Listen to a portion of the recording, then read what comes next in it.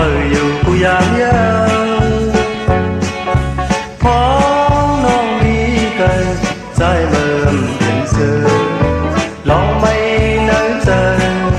thời tì chóm hằn chòm tì chàng khướn lấy hằn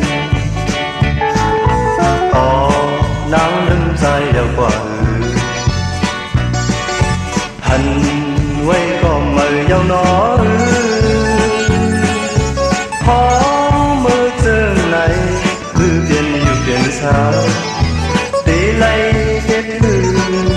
tí trang hết rừng bỏ giờ hằn trái hầu lư mơ vẫn lên tròn su non to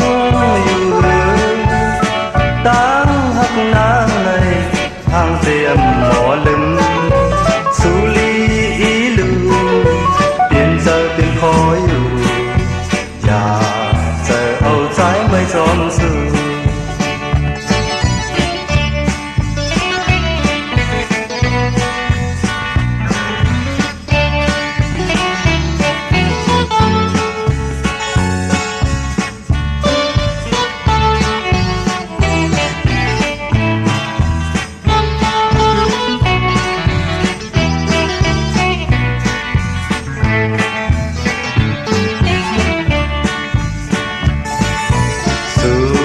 đắng hâu mưa lời cho hẳn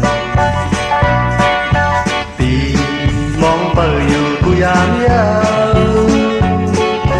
phong non mi cây trái mờm tiền xưa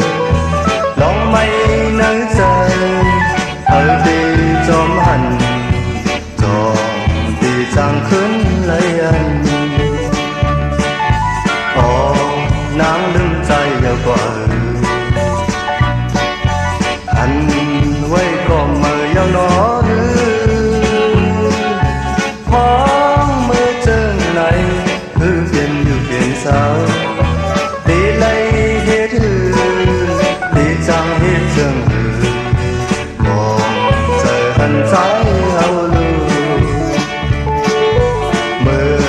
vẫn nâng tròn su non to